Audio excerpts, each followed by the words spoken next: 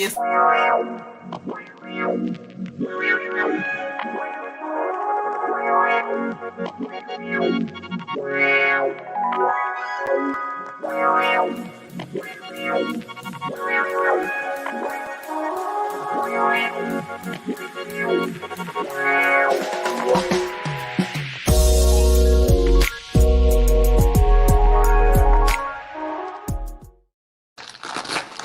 Hey, what's going on, everybody? What's going on? Hey. Hey. Welcome to the Roundtable Podcast, guys. Right. We're here for you. Guys, we're just going to actually get into this quick enough. How everybody been doing, though? Yeah. That's what we got to come out. How everybody been doing?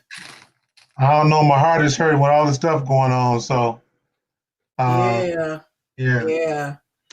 Yeah, same here. Just really, trying to balance or temper how much news I take in. Because every time I look at the news, I'm shedding a tear.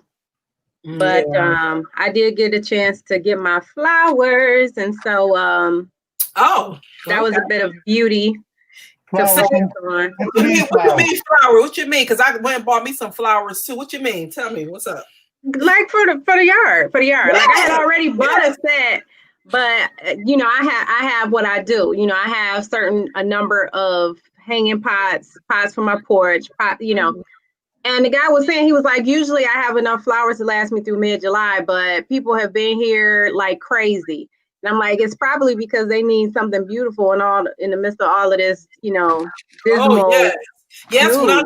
When I go outside, look at my flowers, it just does something it just does something to me. It just makes me feel alive. Absolutely.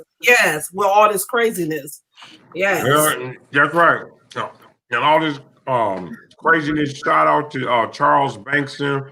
Yes. He sent out hi to us. So we said, what's up, man? God, listen, this is a terrible time what we're going through. But before we do that, I know you guys can already see the names of each person. You have RW3, you have Nat.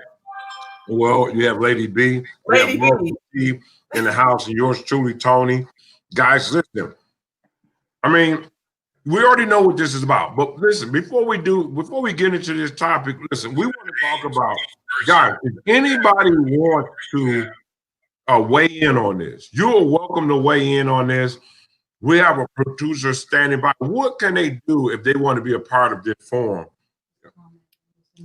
If you comment, we'll send you a link, and you will actually appear in the screen, as long as you have actually a webcam on your phone or whatever.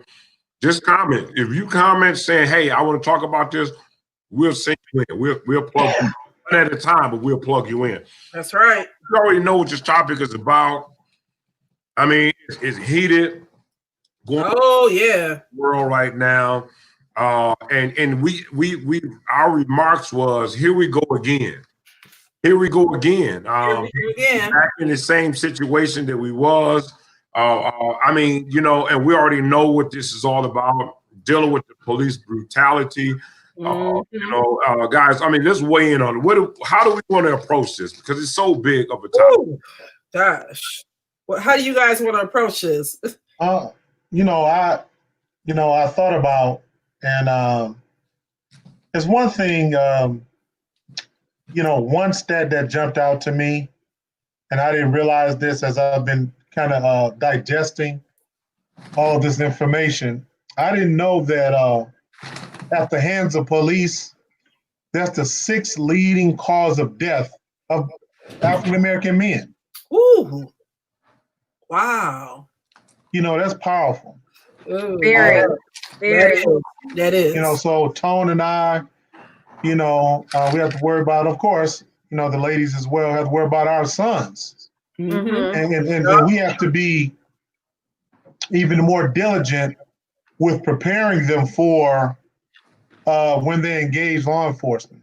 And in some cases, when you do everything right, exactly, there's a chance you get shot. Exactly. Right. And that's unfortunate. And it's not just only preparing our sons, you have to prepare yourselves too. Yes.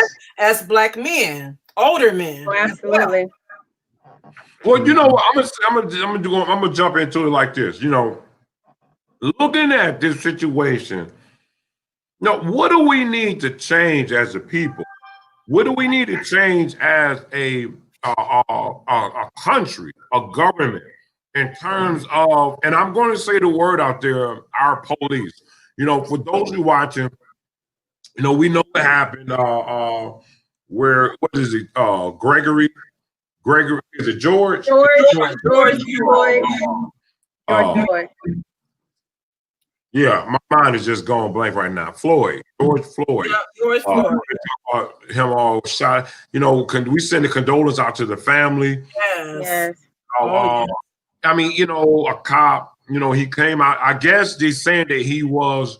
He got the call, and even I'm gonna be honest. Even the Arab store, the corner store, who called the police on him. Now, if you see him in the media, he's trying to clean it up, like saying, you know, we're family, we work together. Man, you don't your store to get shot down or shut down because you sit there and you're the one who provoked this phone call. Yeah, okay. Then you say the owner go and say something to the degree like, you know, maybe he didn't know it was a $20, the $20 bill was fake. Then why did you call the police on him? If you knew that, if you're gonna make that statement, maybe he didn't know that the $20 bill was fake, then why would you call the police on this guy? And now he's trying to clean it up so he can keep his butt out of the hot seat like everybody else is. And nobody's condoling anything bad. No. Yes, we're not condoling this out of the normal, you know, out of the norm. So I'm not trying to tell you to commit a crime, but I am saying that this guy is the one who caused it, and now you're trying to clean it up on the news media as though y'all family. That's what he said. We all a family. Man, please, you call the police. So all I'm saying is that knowing this setup, knowing how this is, what do we do? From my perspective, what do we do in terms of how to deal with police officers? Should there be new laws that's put in? So, go ahead. Well, for one, I think that if it's not already, because I'm not a cop, so I don't know, but I believe that they go through some type of psychological testing, and those who score like high on a bigotry or I mean, you know what I mean? Like there should be a certain type of character that is demanded from our cops. And again, you know, we could a psychiatrist or a psychologist could build a test where it wasn't so blatant, but based upon how they answered the questions, it could inform them if this person, you know, has racial issues, you know, for lack of a better word. And you know, I'm not saying that would be the deciding factor, but it certainly should be included in a deciding factor if a person should become a cop or not. Because but how do they test for something like that? That's what I'm trying to figure out. How do they test? There are certain questions that you can construct. And I'm not a psychologist, but I do know, like, that's what they go to school for. Like, they get PhDs in how to ask questions a certain way. And you know how you take those tests and you'll see like the same concept, but it'll be a different question asked 8 different times. It's because they're trying to. And there is a test where it'll show, and the name is escaping me right now, and they do have one where it'll show, you know, if you're lying on it, like you were saying, Tracy, it'll show if you're just marking the answers, it'll show all of those when they're scoring it to come up with a psychological profile. And they do it with the FBI and the CIA in terms of terrorists. There are certain profiles and certain things they use to come up with a profile of an individual. So yes, it needs to be demanded. It needs to be when we talk about police reform on a national level, it needs to be demanded and mandated that every single new cop take that, you know, and get that psychological profile. We have to, you know what I mean? Like, But listen, okay, so let me answer this. Is it that or is it this? If I come and join the police department, whatever my intentions were, hopefully is to serve and protect, right? But if I join the police force, and I get in there, the police force, and the government, what? The news has already said that you don't hurt cops. Cops is pretty much the law. When I keep hearing that, and then I see another cop kill somebody else, and then kill somebody else and get away with what they've done, that put me in a place now where I feel a little bit more empowered. Because guess what? I'm getting away what's going on, and you're helping me because you're not finding me guilty. So it builds this kind of like self-pride, like I'm Superman now. Wait a minute. Yeah. So now every time I put that badge on and I go out, I'm going out with my sunglasses on. I'm going out because my donut in my mouth. The whole America is behind me because of who I am. So now when I put my knee on your neck, I do it with confidence. That's right. Wow. I'm about to go in there. Let me just say this real quick. I really believe he got a hard on when he had his knee on this guy's neck. That turned him on. Wow. He knew my man he knew that this guy was dying. Yes, just like in the world of sexual assault and domestic violence, we preach all day, every day. Perpetrators need to be held accountable, and until like you see a rise in convictions and things like that, perpetrators will continue to perpetrate because they know they can get away with it. This guy has six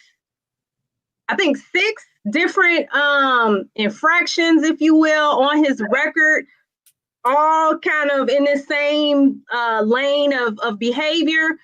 Again, if he should have been stopped at one, really, but there should be like a 3 strikes you're out rule. That y'all do it to the folks in Los Angeles. Y'all say 3 strikes and we lock you up forever. So again, hold them accountable. Three infractions dealing with these particular issues. One of them, the top one being anything that seems racially motivated. You're out of there. You're out of there. You're gone. I'm gonna push back a little on that. Whereas, people going to the police station all the time to make citizens complaints, they're not substantiated though. But okay, these would have to be substantiated. RW3. I'm not just saying like you say, because people will complain, but I'm talking about like substantiated, founded, you guilty as hell complaints.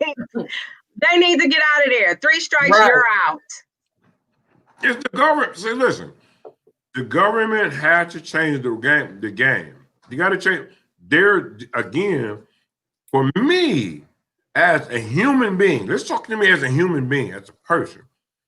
Do you think I wake up in the morning and I'm a cop and I see somebody and I don't care how far this goes, I can kill you or I can do something else. And I'm saying is, are you a threat to society now? You are a threat to society. Listen, all of us have ideas in our mind, crazy ideas. But do you know what makes us crazy? It's not the fact that we have the idea, it's the fact that we can actually act it out. That's what makes you a threat to society, because you can actually go through what you actually believe without even this guy. I mean, casually, he sat there with his hands inside of his pockets. Yep. This man saying, "I can't breathe," and for his mother, and rationale to you, and you are a threat to society, and society sometimes is the response. We are the one, not we, but the government, the laws it be, is the one who needs to right the wrong, because you put too much power in the police hand, and now they've taken it get away with this thing so easy now that it's not for them anymore. Listen, what happened to the young man that went into church and killed up those people? What was his name? I forgot his name. Anybody remember that one? He stopped and he was able to stop and get a sandwich before they took him to jail. I know that much. Right. Was he for real? Yes. What's his Yeah, they name? show him. There was Yes. this He guy. went into the church, the same church that the girls got bombed in, right? And well, no, it was in Carolina, He South shot, Carolina. he shot them all. Like, how many? He shot those people, right? Yeah, he shot those people, and it was reported that before they took him to jail, he asked if he'd get a sandwich, and they stopped and got him a sandwich. Yep. Now, so what do that mean? I mean, you're saying that black people aren't human? Mm. Aren't human? What was that? What was mean, that in government? Was it 3/4 human? They thought was it 3/4 human? It was initially right. The 3/4 rule, yeah. Yeah. Maybe they still had that rule in their mind. I don't know. I mean, so when we look at this, we look at what's going on. Didn't this cop think that he was actually going to get away with this? Wait a minute. Now, yes. I'm gonna say this. Again, I'm not saying this to start any trouble, but people are getting tired of marching now. They know that marching is not working. Now we got to come up with some real decisions in it. And I'm not definitely speaking out violence, but we do have to come up with some other things. And we're going to talk about what those other things that we can come up with, so we can come to a solution from our end. But just going into listen, some of the people who were out there, they actually went to this guy's house. They were standing out there. I think the National Guard was out there protecting him or whatever, but these people wanted to go to this guy's house. People are getting tired. They're getting tired. I mean, you could only... Well, the theme is we're sick and tired of being sick and tired, which I know I've been saying that for eons, but now it's hit the national scene. You know, we're sick and tired of being sick and tired. Yeah. So, but I'm gonna say this as well. Do you know? And white people, they've been there. Kudos, shout out to the white folks. But listen, I'm gonna say this. The ally. Yeah, but I'm gonna say this. The reason that I believe is more Caucasian white people this is alarming to them, because they're becoming emotionally attached to this now. When they see that man crying, and those who are human. Right, human. There you go. Those who are human connected with that, and they felt some type of way. There was an emotion. Now everybody's seeing, wait a minute, this can't happen anymore. But we as the black people, I'm not talking about the white people, thank God for our friends, but black people themselves have got to find a way that we work together more tightly than ever. Because if we don't take care of one another, listen, these guys, I don't know who was in the back when he had his knee down on his neck. There was some guys, they were trying to talk the cop out of, you need to won't you just stop? Don't do, you know what I mean? Okay, so what if, I'm gonna say this, what if there was some more aggression to that? You know what I mean? Just to get this man, maybe if somebody did something where he could pull his knee off this man's life, off his neck, where he could have got some oxygen. I mean, I don't know. I mean, actually, you probably be sacrificing, because you know what's going to happen when you run into the police. And again, I'm not speaking violence, but what I'm saying, I'm talking about life. This man was taking his life. And what if somebody would have threw something? I don't know. I mean, maybe not to really hurt him, but to make him, bag up a little bit. That would have made that man probably would be. But I don't know if that would have helped, because that guy, that police was like, he seemed like he was confident, like, it was no stopping him. It was no stopping. And you know what? It's and this is strange, but I remember when I was working in a school, right? And every time and this is not an excuse for him, but in terms of the desensitization, this being desensitized to what you're hearing, and this is what I mean. So a student would do something. Like every student I ran into, when they were accused of something, I didn't do it, I didn't do it, I didn't do it, I didn't do it. So I had to make decisions, based on like the evidence that I had, because I could never make the decision. I used to tell students, if we had eyewitnesses for everything, I could never make a decision. So I became desensitized to all of this. I didn't do it. And I carried on with my decision making. So this is what I mean by that. The police, every time they put cuffs on people, 1,000 times a day, they'll hear somebody say, oh, the cuffs are too tight. Or when they have them and they're trying to subdue them, oh, I can't breathe. And every time they hear those statements, the outcome will never be death. In some cases, I think they're thinking, he's just saying that he's fine, because I hear that all the time and no one ever dies. Mm-hmm. So they become desensitized to the cuffs are too tight. Oh, you're hurting me. Oh, I can't breathe. And people never die. So sometimes in their mind, they do this so much routinely. In some cases, the person is just saying that he's really okay, because I've never experienced someone dying from it. That's extreme thinking, but I think they get to that point. So what about that movie? What about that movie we seen, RoboCop? Do you guys remember the last RoboCop, where it's like they became desensitized, and it was just getting a target that's going for the target. Mm-hmm. I don't know. Yeah, and I mean, to your point about being desensitized. Yeah. Again, that's why I push for, like, when you talk about what are we going to do, it has to be multifaceted. It's not going to be one answer to fix everything. It has to be multifaceted. And what I'm suggesting is we need something that's a quick burn, and then we need things that are going to be a longer burn. And in the quick burn, the psychological testing, like every cop, like every quarter, every annually, whatever, you know what I'm saying?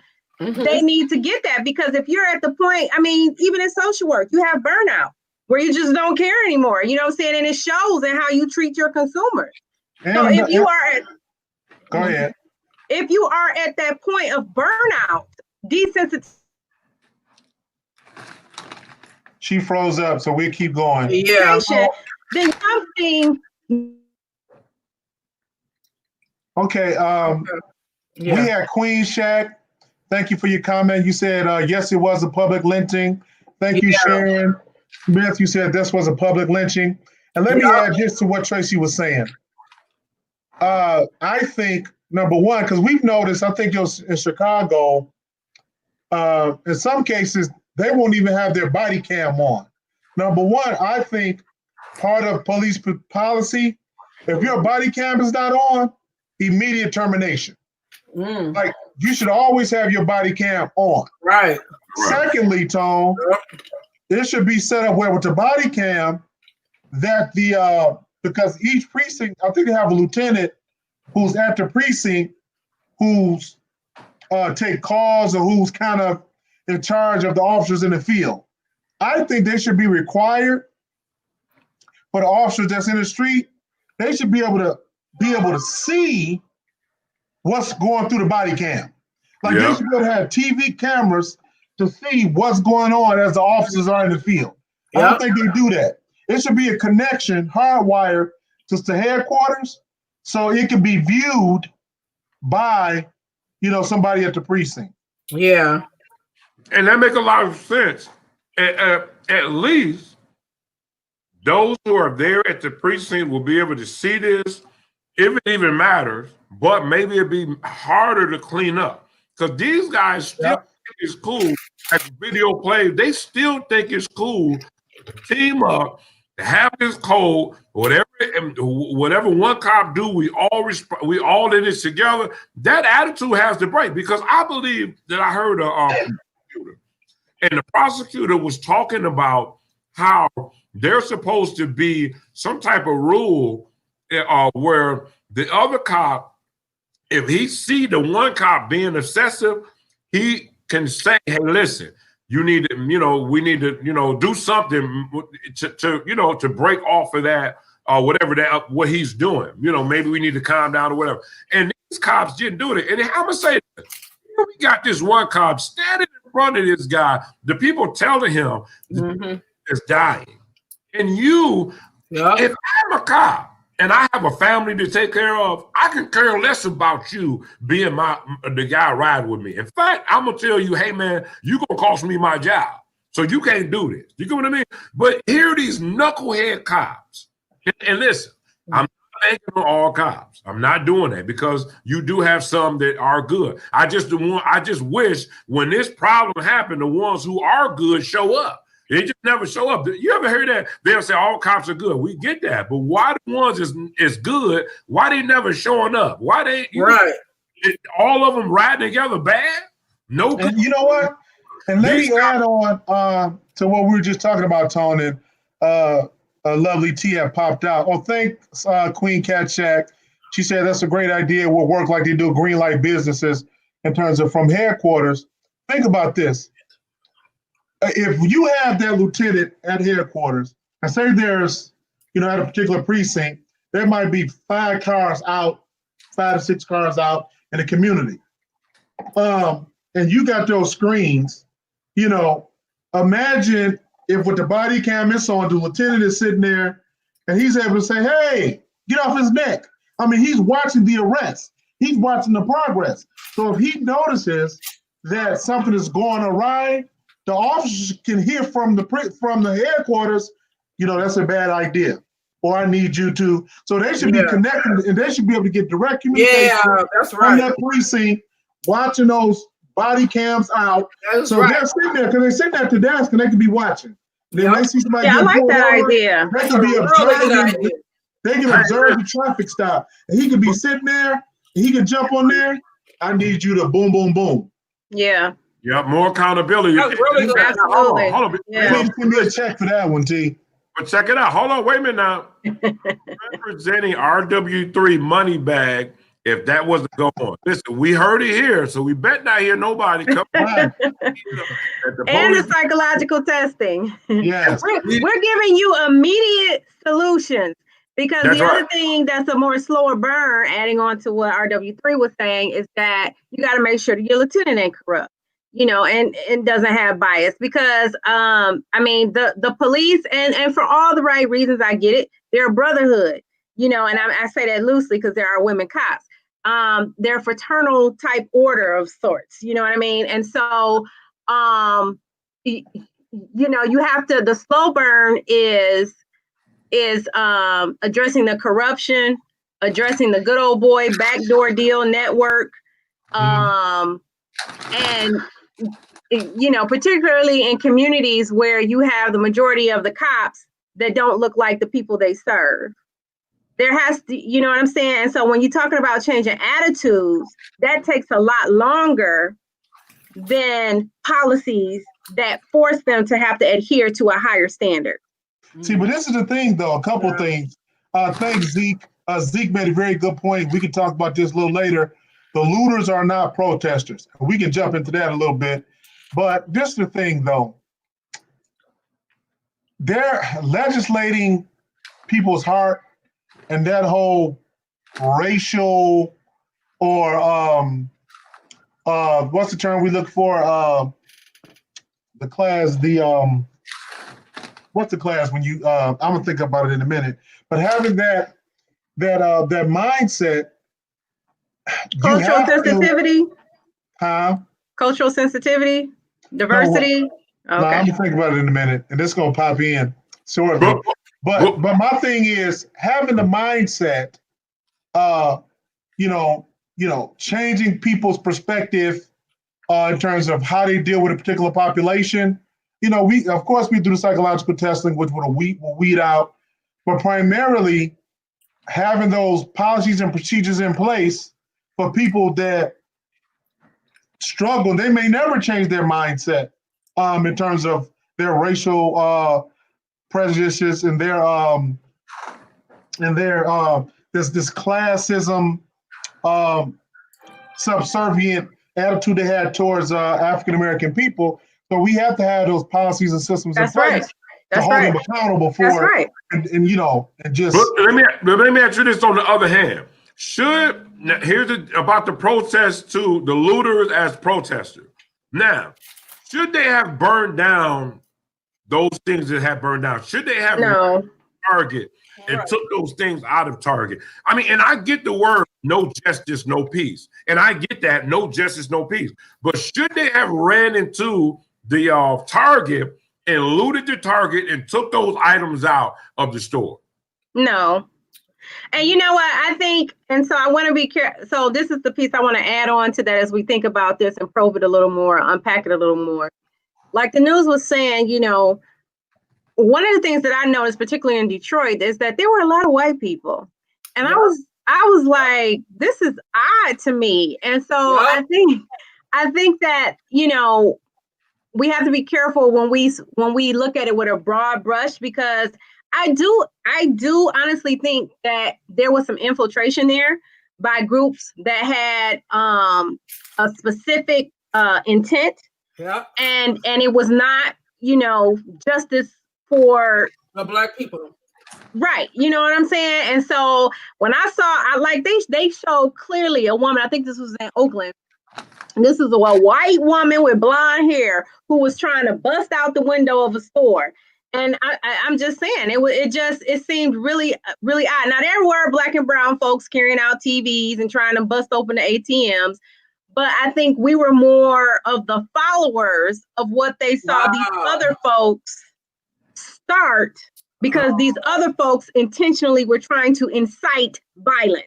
Yeah. And I have seen, it was a lot of the reporters that were like white. I'm going to say that. And they were like, it's just like, it was like a rage. Like they was building up something big. Like they was like pumping it. You know how somebody say, don't be an instigator. It was like almost like an instigating. I'm instigating this thing, just to blow it up, just to make this thing, this snowball just get bigger and bigger and bigger. You know. But okay, so here we go.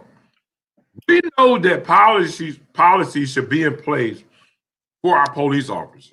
But is that enough? Should we as a Black people, shout out to of Hebrews, and what they were saying that made a lot of sense. Should we as a people form our own parties? Because it don't matter how much training the police officer get. What matters is the power behind a group of people. And knowing if they were to do this, this is what's going to happen to you. So what am I saying? Policies, you got the Tea Party, you got all of these different parties that come together. Listen, do you know all of the millions of people that Black people, it's a lot of us, party. And in this party, these are the things that listen, the more powerful we look to this government, the more better that we are. So if we come together, form a party, whatever that party might be, we look for and maybe have to be one of the guys. We got to make sure he's clean, because, you know, the government going to eat him up alive. The media definitely going to make sure he's a clean guy. And we put this guy in, whether he win or not. Listen, our voice will be heard. Yeah, he got to be a clean guy. But Black people have to come together for our own interests, whatever that means. And I believe that forming a party, when you form that party and that party is really together, then when the government, when people are running for presidents or whatever it is, they're going to look at that party. They're going to say, wait a minute, these guys together over here. So we got to make sure we need to pass laws that benefits them. And to me, it's all about the government. That's how we make a change. It's not this. Like you got any other people out there who got bad ways, and that's going to continue to happen. But when you have when Black people come together and show this government that we no joke, we have a voice in this government. We have a legal voice in this government, and we are together as a people. Things are going to begin to change, because guess what? They want your vote at the end. They need your vote at the end. Just like T.I. I think it was T.I. that was saying that on July the 11th, was it 7th, that he was talking about doing a blackout. I'm telling everybody that's true. Once you stop people's pocketbooks, listen, that don't directly touch the officers. Yes, it does. You know why? Because when it touches people who have money, who want to make money, and whose voice can be heard, they're going to stand up and say, hey, listen, y'all need to do something over here, because they're stopping my money. So Black people, we got to do a blackout. I mean, I don't know. Hopefully this wouldn't do anything on YouTube. But all I'm saying is, no, I'm not going to go there. All I'm saying is that we have to stick together. No, this is not, I'm not saying this as trying to be in a riot or violent mode. I'm saying stick together, have unity so we can have a stronger or powerful reproach. When people look at us, they're going to say, oh, that party really mean what they're saying. So we had got a comment from Queen. She said, since the beginning of protesting, there have been people paid and placed in the crowd to agitate and instigate until the unknowing protesters join in. So I really believe that's a lot, what was been going on. That's right. That's right. Well, plus you have people who, I mean, especially the younger people, think about, how the COVID, we said we won't say that, but how the pandemic has really taken a toll on the Black community, both physically, economically, Black and brown people.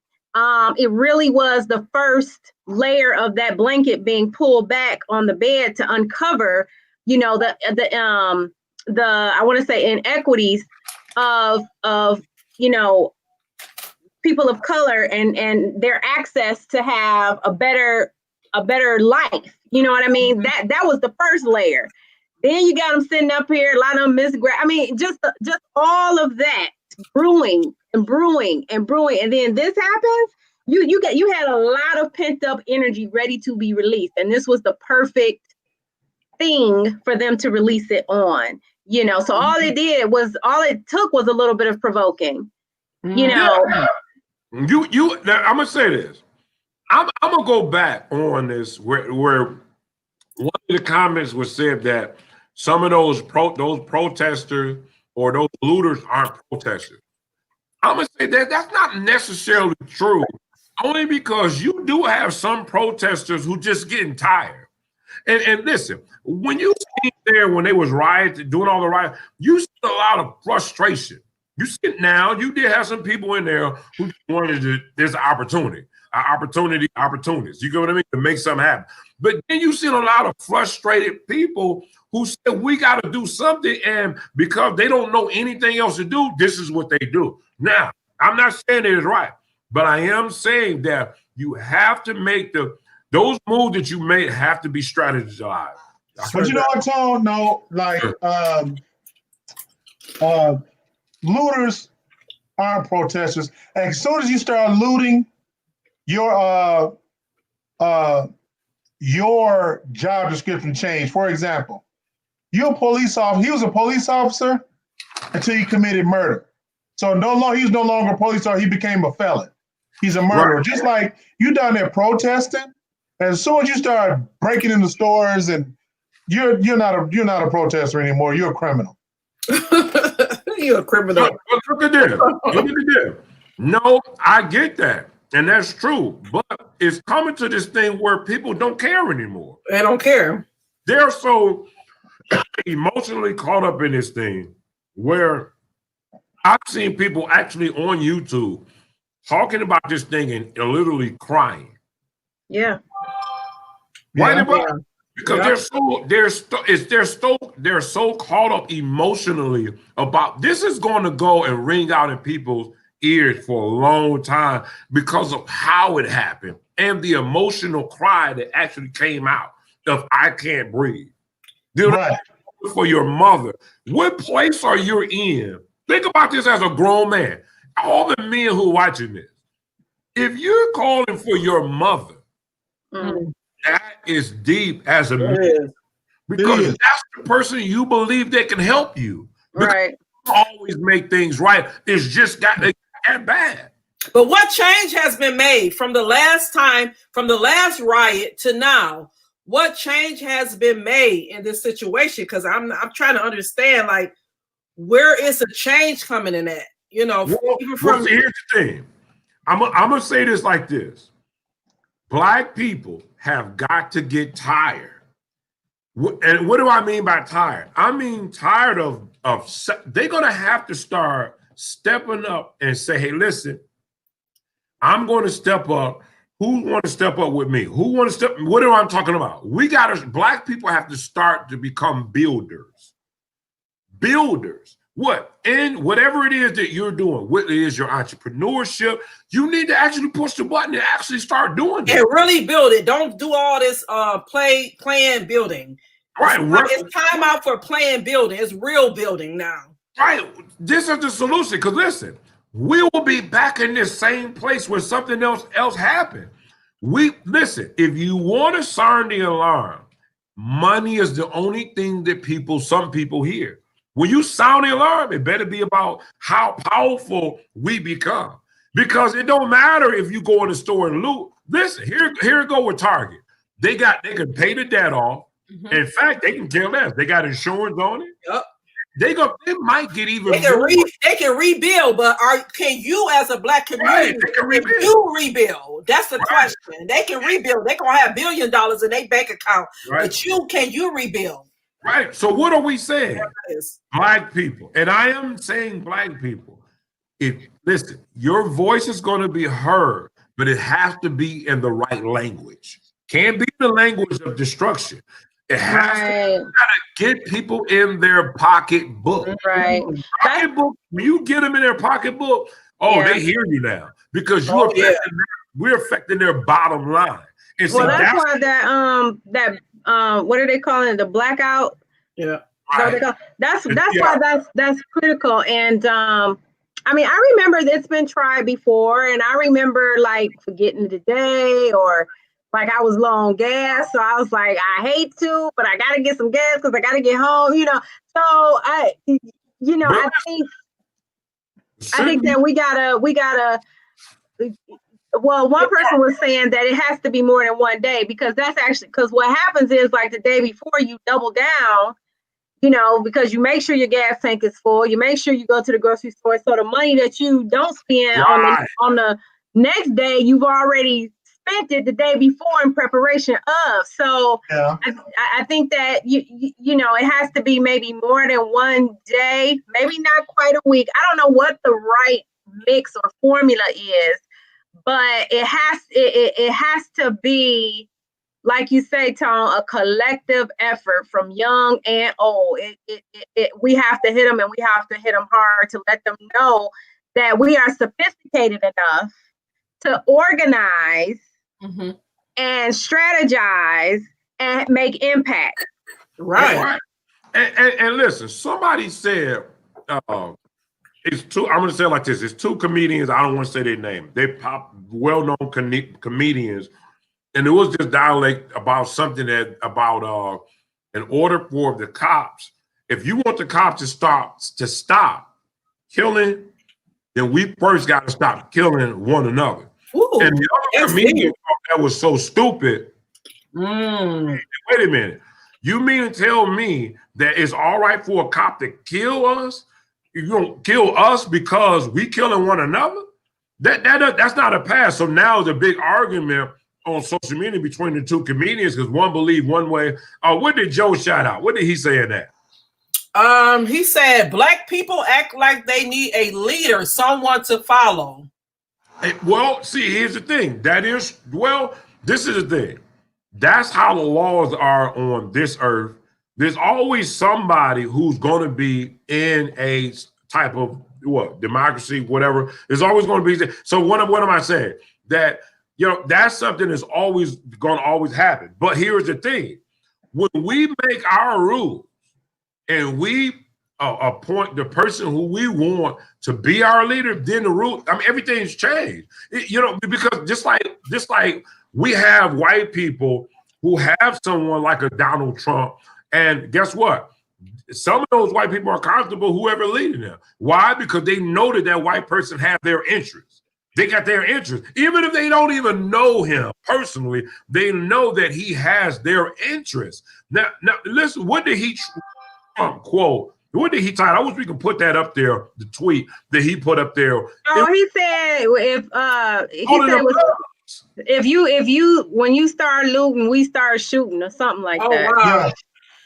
Yeah. So what does that mean, y'all? Well, I mean, his whole tone, and I know we said we were going to try and stay away from things like politics and religion, but his whole tone, a lot of people perceive his tone to be that of insensitive and lacking empathy.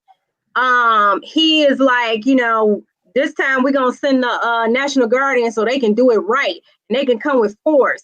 And just but like I said, just a huge lack of empathy versus like our previous President Obama, where his statements have been one of collectivity. Like, we have to come together.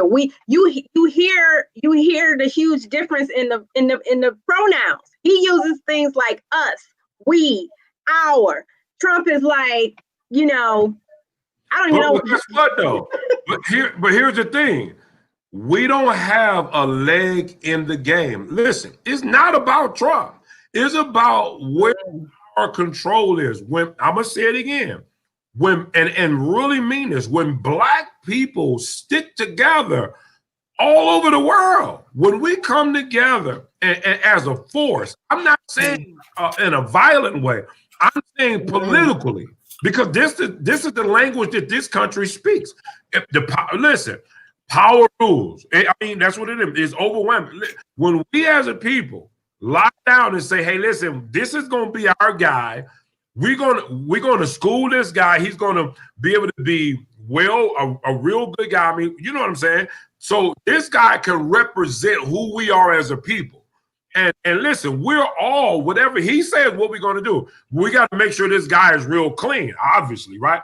But listen, we now become a voice because everybody who's in a political position who need votes are gonna listen to those people.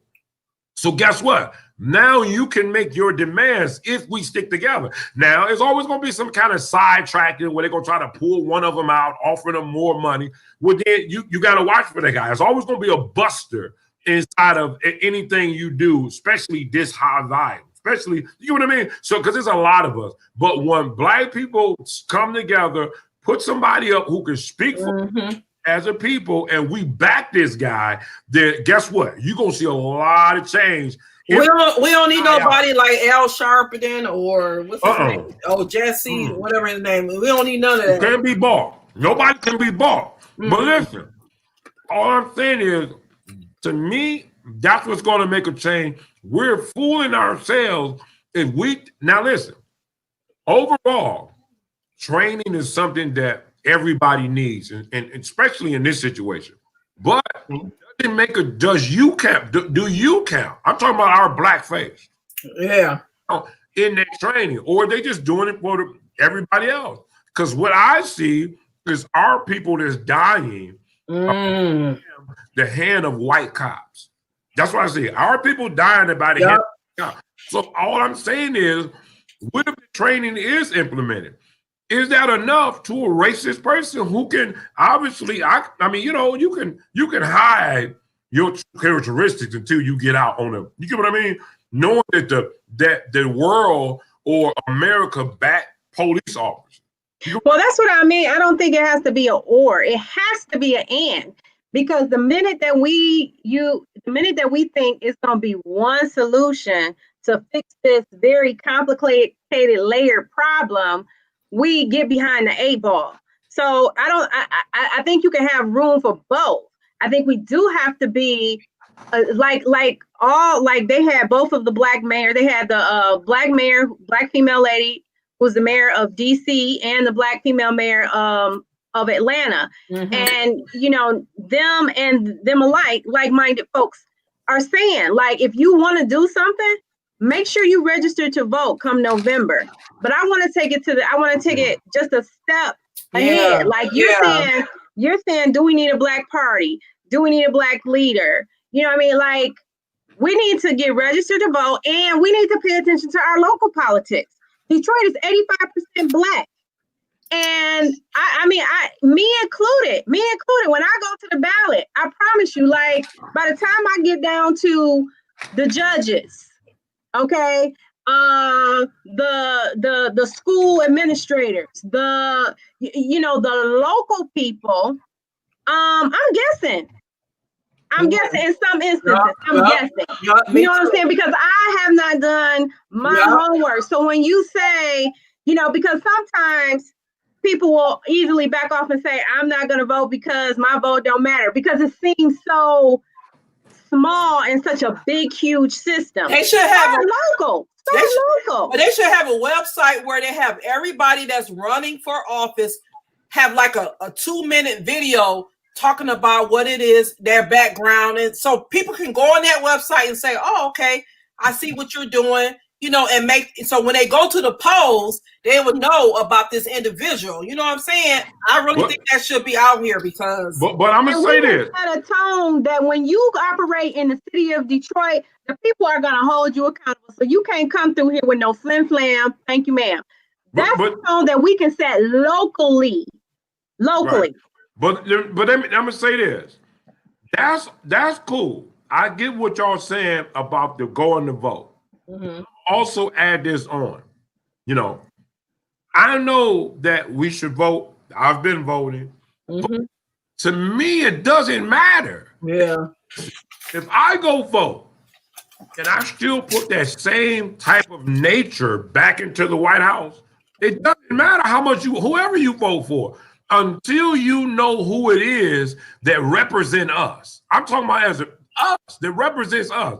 Their agenda is to say, listen, my sole priority is to take care of you because I know people that lives in this America don't really care about you. So listen, put me up there and everybody represent or sponsor this guy. Where he knows that, hey, listen, we back you because you have our vote. So now listen, now wherever you go, you better talk some common sense. We're going to kick you out of there just like you got in there. And we're going to let them know that. Putting the fire behind his feet to say, listen, brother, if you sneeze wrong, we kicking you out and we got somebody else that's going to put that fear of God up in here. So when he go around these different people, they won't be trying to, bribe him to do other things or his language. Once you find that guy, if he stay on earth longer than 6 months, I don't know, you know what I mean? But have somebody else to replace him, whatever, you know what I'm saying? That's crazy because they're going to kill him. You know what I'm saying? Mm. They're going to kill him, but what I'm saying, is that's crazy. They're going to kill him. He back on this black folk, they're going to kill him that night. You know better than that. But all I'm saying is this. If we can find that, guy who can survive, this, we'll be all right. You know what I'm saying? Oh, goodness. It just, I'm thinking about this because this is that crazy that as soon as they put that blackface up there and he got that much behind, what did Malcolm X said? Remember when Malcolm X went to get the one brother out of jail and the brother was beat up real bad in jail and the white guy came to Denzel and said, that's too much power for one black person to have. Now, what you think they're going to say? That's too much power for one nigga to have. That's what they're going to say. That's too much power for one nigga to have. $1 million. But we put Obama in office. No, nah. I don't think we did. I think Obama, here's my thing. Are you serious? No, hold on. Let me say that. I think Obama was meant to be in office. I think that he served the country and did whatever he should have done and that pleased the white man. So he stayed in office. I don't think that. But that's what I'm saying. We gotta. So when you talk about having a leader, we have to. And I'm not talking. I'm really not talking bad about our people, but we have to elevate our thinking because we can't be so far left or so separatist and think about us as a single, like a monochrome type group. We are many hues within the same color. We hold many different views and priorities in terms of what we feel is important. So you need someone who is sophisticated enough to where you might have to let some things go. You know what I'm saying? If you disagree with this point or that point in order to serve the greater or bigger goal. You know what I mean? So it can't be like, oh, well, he got to speak only what I want. You're going to have to maybe give up a couple of things that you want because this person can go to a Republican dominated Congress and convince them to pass a bill. Like they got to be able to, you know what I'm saying? Like, yeah. So we got a comment from Joe Bushell. Hey, every other race but ours, he served. Obama served, I guess. That's what he and another thing, Tone, while you were talking, another comment came up. Maybe you can answer it. Because Charles Bankston said, question, so we need a leader? Question mark. You always needed a leader. You always have, because in the government that we live in, you have to be represented. And do you know how much device will come in if there's not a leader, a voice to speak for us? And here's the go. Here's the other part why we need that leader. Because majority always win. So even if we didn't all have a leader, everybody's gonna be trying to cut a deal for themselves, and it's gonna be confusing. So now, okay, so here we go. Initially, and you know, I always gotta throw this in here. I believe that Black people, Yah is your leader. But even in your Bible, it showed that you always demanded a leader. You never wanted to trust Yah. So he gave that. I mean, that's and it's been going down through history that you've proven you need a leader. So saying that if we had, at least let the leader. I understand what he is saying about you may not get everything, but here's the thing. What if we just took the chance to say, hey, listen, we're forming our own party? Think about it. What if we just took the chance to say that? We're forming our own party, and this is how this party is going to go. Now, we put our party in front of the platform. What's going to happen is everybody is going to want to help that party out. They're going to want to feel like, how can I meet this party's needs? Because I need their vote.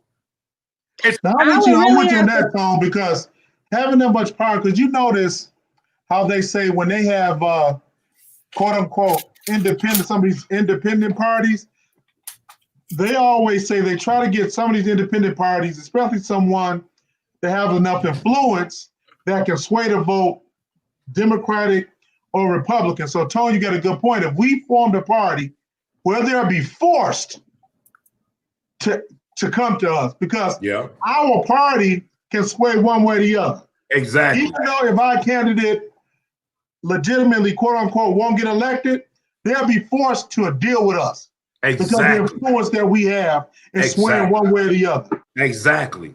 Well, but we have a lot of political PACs, and you know, we have a lot of organizations already in existence that are pushing that influence. So I don't know if I mean, so I'm just saying, like, we're saying like there's a void out there, but there are organizations, the Color of Change, like they had the guy over that, he's been all on the news. There are several coalitions and groups that are already doing that. But it's not a party. Here's the thing. Here's the thing. A party. Look at what just happened. You said there are someone, but I never heard of them. But that's what I'm saying, because, well, no, I haven't said it, but I think the deeper issue is that, I mean, it's almost for me like a which comes first, the chicken or the egg, because you have them out there, but you don't have a lot of Black people that are civically engaged. They've been disenfranchised, and so they don't feel a part of the political process. Well, you gotta start so you can make a party, but you how are you going to build the momentum? Listen, this is what I'm saying. The fact here's the thing. Black people, here's the other part of it. It doesn't matter if you're a millionaire and that you are Black. You still understand the struggle of Black people. That'll never go away from who you are as a Black individual. I said, when we all get together and say we're forming a party, all of the head leaders, and listen, they'll do whatever they do in terms of how they are campaigning, so we'll know. But what I'm saying is when they form someone and we can hear these guys, we can hear what they're saying, just like they're running for president now. But we get these guys or this party that represents us. when something to say, hey, look, this is what we're going to do. Guess what you're going to do, Lovely T? Guess what you're going to do, RW3? Guess what you're going to do, Nat Bouchelle? You're going to look back what these people are saying to see if it represents you. And in your mind and in your soul, you know these people got your interests in mind. So guess what? It's very likely you're going to support that party because they know they represent you. So it doesn't matter about all of these broken entities, all these broken groups and nonprofits. We don't need, they still make a difference, but that's not the source. We need a main party that whether they white, black, Puerto Rican, and we need them to make sure party that represents the black. And we need to make sure nobody's trying to pad their pockets either for our community. Well, you got to watch them down. We need some real people, real. What I'm saying is you have whoever that leader is, we have to show him that listen, we listen here, brother, this was gonna happen. We'll cut you as soon as we put you up there. When that fear is there, where they know, and then whoever it is, he gotta be for change. Again, like I said, it's gonna cost a lot of money. Because that money is like the precious. Like that movie, Lord of the Rings. Listen, if they had that pocket, he'll turn against our community. We got to make sure it's somebody real and solid. Oh, okay, but what I'm saying is, listen to what I'm saying. What I'm saying is that even if it was me, right? Mm-hmm. This is how I'm going to think. I already have the support that I need. So I'm more like I'm going there more cocky than you telling me we'll cut you a deal. Listen. For you to do that for me, it's got to be trillions of dollars. Why? Because I don't need your money anymore. I'm that guy to represent the black community, so I'm already powerful. So I will be just like another president of another country to some degree, but I am the head of that party. So not to lose focus. Not to lose focus. What I'm saying is that we need to have our own party. If this thing doesn't go anywhere else, I know we're rioting out there. I know no justice, no peace. I know we're getting on social media. We're crying. We're talking about this. I know that I even seen white cops that got on, and kudos to those white cops that was on the Facebook that was actually giving their condolences to the family. It was about 4 or 5 of them, and they were talking about what needs to change. But here, even them, I hear you. But when we form a party, we become powerful in this country. In this country, because votes is almost like a YouTube page. The more followers you have, the stronger you are. The black people need to take that same concept and use it in this political game right here. And we'll say we'll support who, if we did a run through, this guy got to be right. But, we'll support you. And get about 10 or 20 guys. So we got a comment from Joe Bouchelle. He said, it's time for me to stand up for my people. He said, I'll take the job. Big Joe in charge. That's right. Now, do you all think it's appropriate for the police to be shooting people with the rubber bullets, grabbing a hold of some of them folk? I saw on TV, a police car had kind of rammed through the crowd a little bit. Is it okay for them to be that aggressive? Well, I think at that point, to me, the force matched the situation. I mean, because they could have been real bullets, like our guy in Georgia who was just jogging and got shot with a shotgun. I think that, like Chief Craig said, we're down for the protesters. Like, they even shut down 375 to allow the protesters to march. So they were in support of the protesters. But like you said, once you start, throwing rocks and things that are hurting the police officers are people too. Like I told you, I have a family member that's on the police force, and to know that if he had to be out there, you know what I'm saying? Like, his wife, his kid, you know what I'm saying, could have to experience him being hurt because somebody decided to throw again, like, once they turned it over into something violent, and you know, they were getting ready to burn down the police headquarters, they had to be met with a certain level of force. And I feel like, you know, rubber bullets, tear gas, to me, it was appropriate. And that's true. I think that they brought it. Okay, here we go. Right. It's just this whole thing that's going on, right? So obviously, whatever you put out is what you're gonna get in. So, but I don't think they really care. Because see, here it goes back to this. They're going to do whatever they feel that's necessary to make this thing, to gather control or peace. They're going to do whatever they got to do. And you just got to understand that's what's going to happen once you jump out there in those streets and start looting. That's what's going to happen. It's the consequence. But what I'm saying is this. A lot of the people, they're tired. They're tired, but they don't know what to do. But they're tired. They want something, and they believe if I can hurt you this way, this is what I do. Because I'm not a strong force by myself to do something that can actually bring forth change. But I can lose. But I can go here and do it. Now you have those other guys who just in it. Is what did I say? What did I say before? It's just a situation. It's an opportunity to expose itself. So now I'm going to run in here and steal that TV out of there. So I mean, because the opportunity has presented itself. So you have two type of people that's there. Now both of them benefit. So now that's not the answer because nobody or black people aren't standing up and saying, "Listen, you don't have to do that no more. Let's come together. Let's a party. Let's make this thing move in this way, and now let's see what happens." And that's what I mean. We have to elevate our thinking. Like we can't, like, yes, like when you riot, that is a language in and of itself. Somebody quoted Dr. King saying the same thing. You know, riot is the language of something. I can't remember the exact quote. But it's the voice of the voiceless. Thank you. But we have to get to a point as a people, like you say, if we want to see legitimate change, where we elevate our thinking and become a little more sophisticated in our approach. Unfortunately, like those stores and things that they're looting and burning, they're gonna be, you know what I'm saying?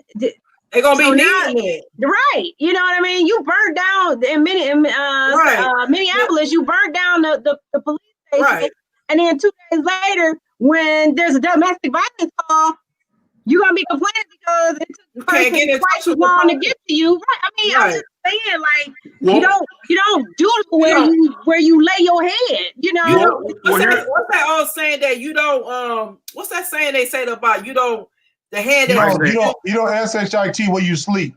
Yeah. Or you don't mess up. Or you don't mess up with the hand that feeds you. I don't know if that makes sense. But here's the thing. Here's the thing. When you feel like you don't have a voice, I'm gonna be honest with you. I understand both sides of the spectrum. I understand if you don't have a voice and you feel like your voice is very small, you want to do something, and you just follow the crowd.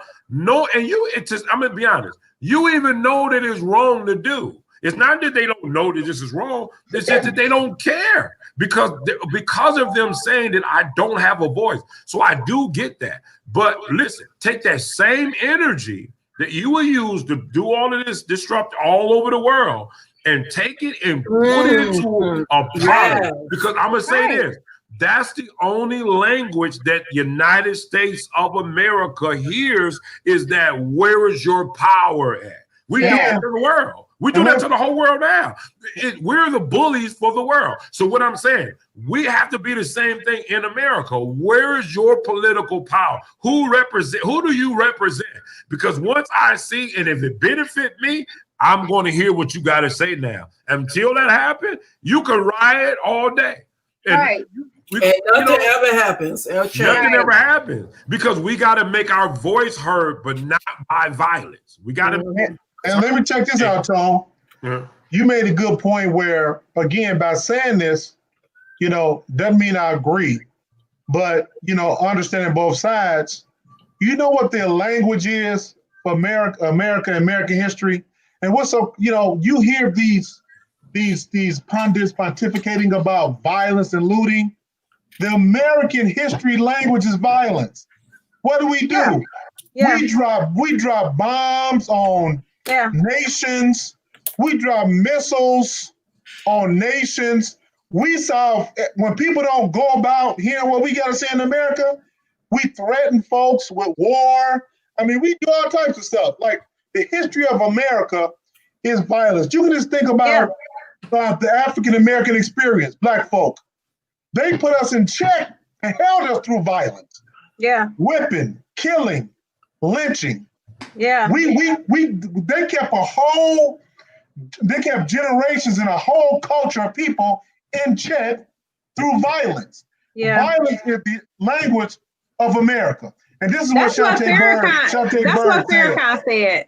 Farrakhan said that same thing. He said that I was just looking at a clip of him the other day. He said that exact, I mean, you know, in his own words, but he essentially said the same thing. But see, here's the thing. Here's the thing. And that is true to other people. We've always been violent to other people. That's what I'm saying. So what I'm saying is this, but the people that's within, meaning the ones who are creating it, those who are rise to the top to creating it, they rose to the top through power. It was through the majority vote wins. That's how they got to the power to commit the crime that they have committed. So what I'm saying to us as a people, violence is being pushed out to us. Guess what? Because we're powerless people. Somebody wrote a whole paragraph. I want y'all to lady, pick that up because I want to. She put that out. Shantae said, "I'm originally from Detroit and reside here in Florida now. My daughter and I were just in a car and we're in the middle of a peaceful protest. Wow, how challenging to explain to a 14-year-old girl as to why this is happening. I'm lost for words, but I had to find the correct words to give her an explanation as to why this is happening. Miss Shantae Bird said I gave her the truth." Amen, Shantae. That's right. Oh, that's right. And the pain is that I have to explain about racism. I have to explain to them about this color skin. To my child who believed that I'm just like everybody else on this earth. I don't even think about racism or I'm not accepted because of my color. That's what she have to explain to her child. But we are here it go. We are a powerless people right now. And that's why everybody infiltrate us. That's why everybody infiltrate us, because we are powerless. Now, here's the thing. When we become unpowerless, when we get together and form and become unity, then things will change to how people are treating us because their feet are going to be put to the fire. That's what I'm saying to all people, all races of people, and they have to understand this. We are the underdog. Our people, we are the underdog. So we have to make our voice heard together, not apart. Together. You have to make your voice heard together. So we got, look, obviously we got to stop killing one another. We get that. We understand that. But listen, if we could just wake up and say, hey, listen, let's come together so that this society will respect us now, then we have to deal internally with our issues. You get what I mean? I want a face mask that I already said I wanted a face mask that says stay woke or wake up or something to that effect. So yeah. Somebody out there making masks, let me know. Yeah, somebody out there making. Well, Charles Banks got if he shoot me. Oh yes, Charles, if you out there, shoot me that information about those face masks, about the people that you United We Stand. Yeah, United We Stand. I need to get her name and maybe be a see it up there, her name, so I can shout her out. She is a Black woman making face masks. For she's trying to pick up some money. She make a face mask. But all I'm saying is that I just want the unity to stick in our head, so that we won't be looked at as second class or third class citizens anymore. Our voice have to be known or made known. And if it comes to forming a party, then that's what we need to do. We can figure everything else out. You know what I mean? This is the challenge, though. This is the challenge. You know, I mentioned this in the podcast before, how you know, Malcolm X, when he was doing his speeches, and he talked about, you know, Ralph Bunche and Martin Luther King and Abernathy and all of these different with SNCC and SCLC and all of these different organizations, right? And he talked about how, you know, we have a common enemy.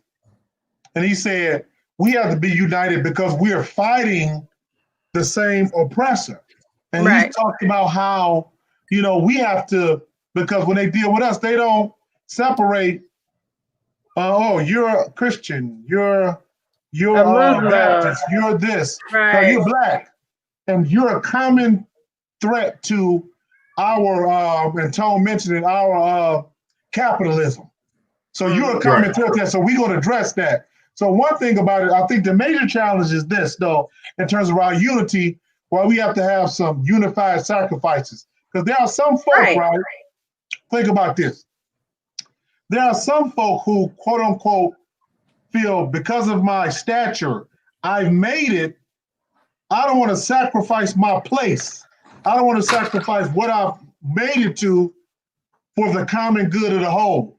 So, you know, the ones that have influence saying, you know, I don't want to sacrifice my status, you know, for the common good because the white folks that I'm interacting with, I'm good. Right. So I'm not having no issues that y'all have. That's right. That's right. That's the good one. So the challenge is getting, and some people that have influence don't want to be a voice of the voiceless. Let me build on that thought. When Kaepernick kneeled, it was an agreement that came upon from the, because of how they felt all these protests was affecting their business. The NFL said, I'm going to give y'all $80 million for y'all cause because giving y'all $80 million ain't nothing to us billionaires. Yeah, that's so right.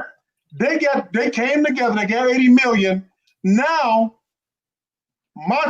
my issue now is with that money, what are y'all doing? Because y'all said it was for the purpose of what we're dealing with now. They should be transparent in what they're doing with $80 million.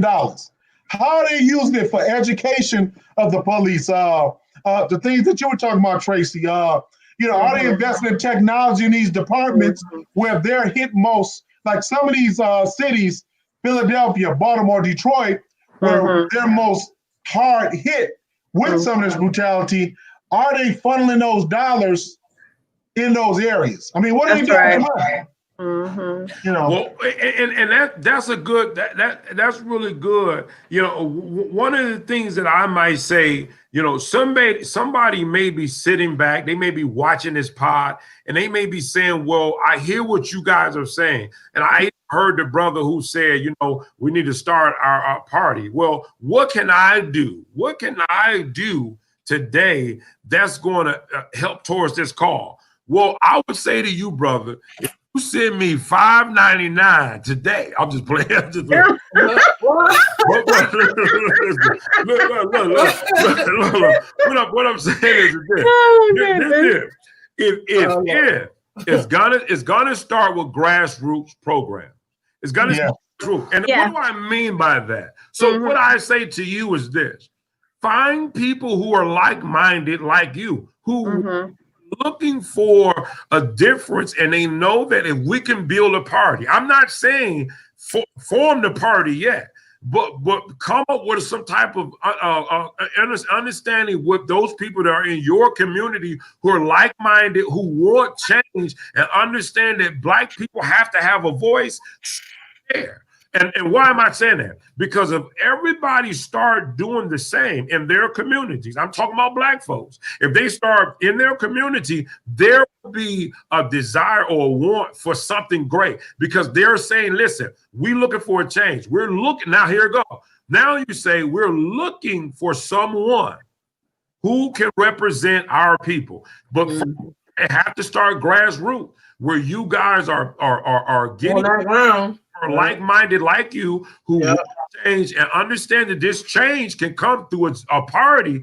Just bring them together all over America. That's right. Then you guys form an organization to look for this person to represent. But it starts grassroots. I mean, yeah, I totally agree with you, Tom. Even when I work with the CDC, and you had some of the greatest, greatest minds working collectively to look at strategies to prevent violence. When they showed their complicated layered little chart way at the bottom line, like my girlfriend would say, when you boil the noodles and drain them, it started grassroots level. It started at the grassroots level. So I absolutely agree with you on that. Yeah, so definitely. We don't want to see this happen again. Yeah. We don't. We're tired of it. To Ahmaud, what is it? Ambry, what is his name? Ahmaud Arbery, to Arbery in Georgia, to Breonna Taylor in Georgia. And now the man who was sitting in his apartment. I mean, we could go on. And the man who was sitting in his apartment, and the cop came in, and she was in the wrong. How you in the wrong apartment, and you still end up killing this man? And she got shot 9 times. What happened? She got shot 9 times. Yeah, she got shot 9 times. Wait a minute. After the fact? No, the girl, the one that was in the bed, right? The lady. You talking about two different things. She's talking about the lady who shot the guy. Oh yeah. And then you talking about we could go on and on, right? There's so many examples. Yeah, now who are they relating this death to? What did the guy? What's his name that was in New York? The big fella who said he couldn't breathe. Yeah. What's his name? I can't. Gardner. They're trying to relate this case to the same. Case. The same thing happened to this young man is happening to him. Thanks, Charles. Yeah. Here's the information. Somebody read that information. Making the mask. Read that out, Lady B. For face mask, inbox Thelma Mitchell and mention Roundtable Podcast to get a discount. Yeah, so guys, if you need a mask, we're gonna throw that out there. This is a business. That's what she do. So if you reach out to her, she'll be able to set you up with a face mask. I'm just all about it. Whenever we can help support our people. What did Big Joe say? The man selling cigarettes in front of the party store. Yeah, I think that's Gardner. Oh, yeah. That's Gardner. That's Gardner. That's him. That's him. Yeah. But it's similar. It's a similar situation where he said he couldn't breathe. We're not we are power. I'm gonna say that we are powerless right now. I understand you got a good job. I understand that you associate yourself around a white society. I get that. I understand that. I understand that you got 100,000, or maybe you are a rapper and you got money. I get all of that. But see, here it go. You're still powerless. You're still powerless because you don't have unity within your people. And that's why you always still, even though you got all the money, you still feel like a side piece. You still feel like a side piece and you got all this money because you're powerless to the people that matters. Come together as people. When we come together and make our voice known, then now you got a leg in the game. You got a leg in the game. Listen, I'm going to be running for mayor of Detroit real soon, and I'm looking for your support. What? You know I ain't running for no mayor. You trying to see who listening? No, oh my God, they all gonna click off now, right? So, but that's my thing, I need to take a little break, so we. Yeah, so go ahead, lady. Do what you gotta do. Okay. I still want to just. What time is it? We're an hour and a half into it. Do we want to go to that second topic, guys? Episode 61. He hates. Yeah, we could go ahead and go into that topic. Okay, one moment. But guys, listen, we're gonna shift real quick. You know, we're gonna calm it down a little bit.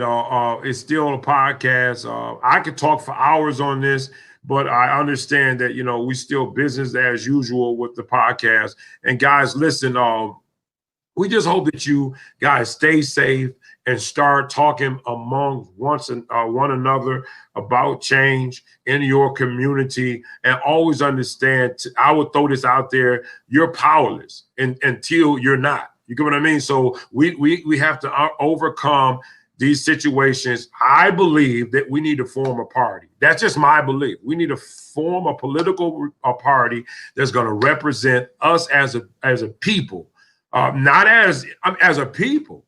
And I mean that. So I digress. You know, we pull from that. So guys, we're going to go into our next topic of today of the podcast. But before we do this, like and subscribe. Well, like and subscribe to our YouTube channel. Guys, we would love for you to like and subscribe. Guys, listen, we need people to help us with subscribing on our YouTube page. Guys, we want to make a difference in the community. We want to be a voice in this community, and we want to hold people accountable. Now, how do we do that as a podcast? When and you can help us. You can help us by going to our YouTube page and subscribing. Make our voice known. The more people who subscribe, the more people who support what this podcast is about, it gives a voice to and to the people that we can reach, because we'll have a big enough audience where they will listen to us and we'll represent you. You can, I mean, you get what I'm saying? We'll represent you, but we need you to help us by subscribing to our YouTube page, guys. In these situations, you know, we talk about relationship and what would you do, but everyone here understand what is going on, and guys, and we support our people. We love everybody, but I'm just speaking in this situation that we also love our people. So, guys, listen, yeah. Let's switch on and go on to the relationship hour, which we need to get some type of graphic up here, or something that what we're talking about. What did you guys get the memo of the relationship hour? Yeah, but while Lady B is taking a break, I'm gonna step out just momentarily as well. I'll be right back. Okay. Yeah. So yeah, it is what it is, man. You know. I know that things are hopefully going to change for the best, because it seems like it's everything going on right now. You know, one thing after another, isn't it? It's like you've seen the virus come, then you know we haven't even gotten outside and put our mask on good for another black person get lynched. And for those who want to know, here it goes right here. A lynching is when it's considered to be a lynching when this person hasn't been found guilty or they're innocent. You know what I mean? They haven't been. You're trying them without a fair trial. You know, that's what a lynching is. You're trying me, finding me guilty, innocent or guilty, without a trial. That's what a lynching is. And that's what's happening in all of these cases.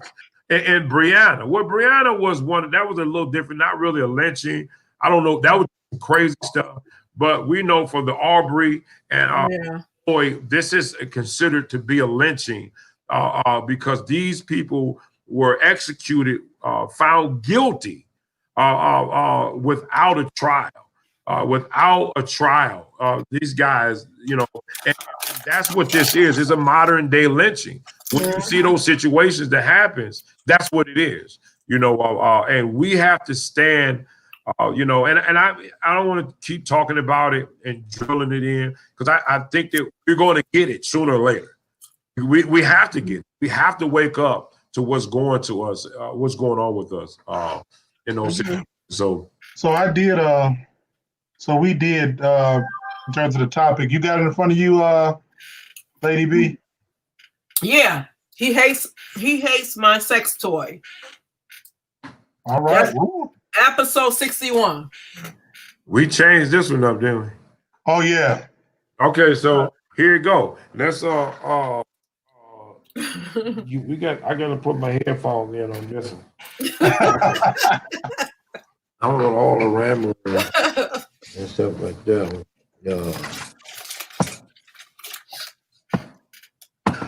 I can't wear the thing. We waiting on lady. Lovely T. But do we got any? We ain't got nothing of the show or nothing. I guess not. Well, all right. Hey, Lovely T. She's once you read it, we can let Lady T take the lead on this. Oh, whatever. Lovely T. Whatever. Headset. What is you it? the one? You single? Ooh. I'm just trying to get.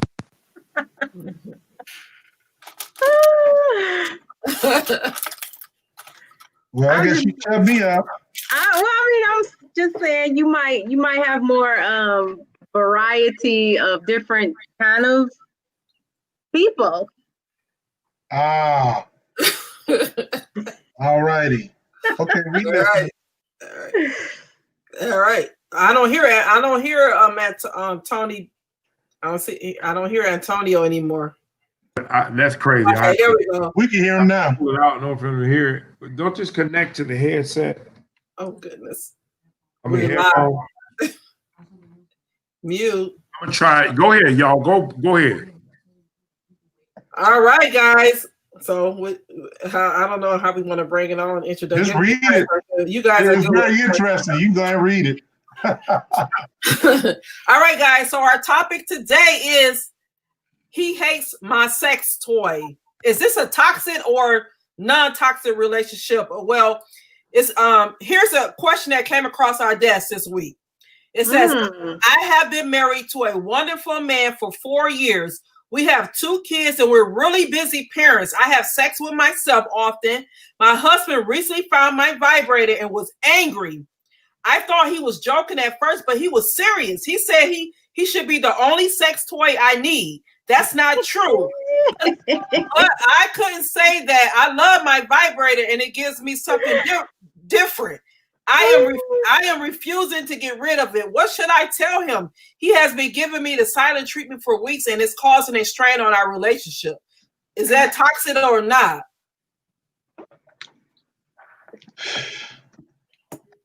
No. RW3, you want to go first? No, ladies first. No, men's first on this occasion.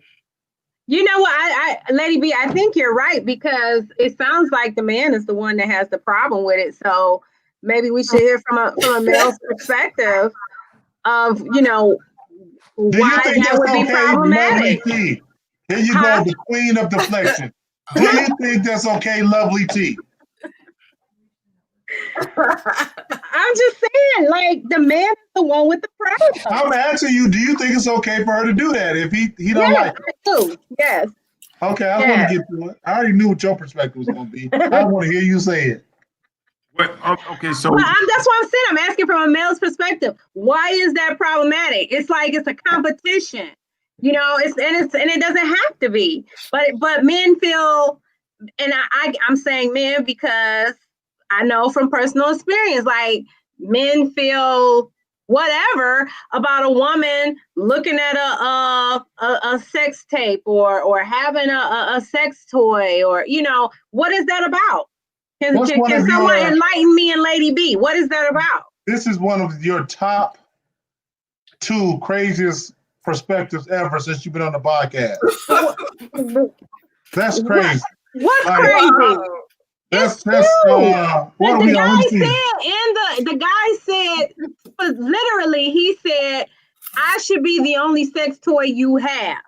So what is that about? Why is there almost an intimidation by an inanimate object or something on a TV screen when it comes to you know what I'm saying? I don't get it. First of all, let's not add anything to it. We're not talking about porn right now. We're talking about we're talking about we're in a relationship and you're allowing something else to penetrate you besides me. What's the problem? An inanimate object. That's infidelity. That's cheating. Oh, you cheat. You're cheating on me. Lady B. Hold on. Luna Moon said, hold on.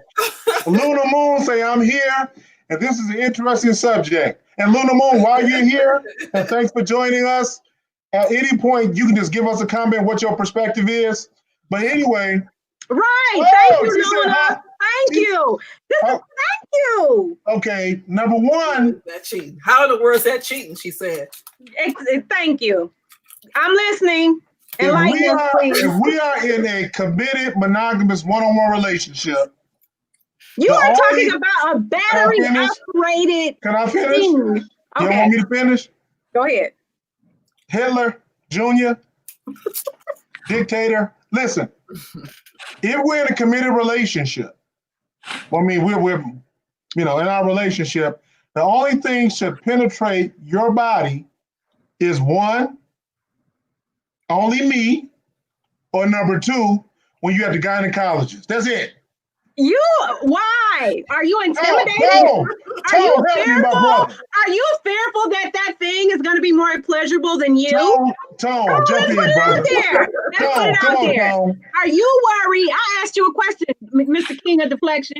Are you worried that thing is going to be more pleasurable than you? No, I'm not. Well, then what's the problem? It's like we're going in and out. I don't know how we freezing. I don't know. Well, go ahead, Tom. Well, I mean, I'm in. My thing is this. You're going in and out. I can hear him good. Okay. Oh, okay. So my thing is, in this situation, I mean, it's kind of hardest to each his own. But in generally speaking, I would believe that. I'm obviously right with RW3 on that one. And then at the same time, it depends on the amount of times this thing is being used. I mean, and how much time is taken up. You know what I mean?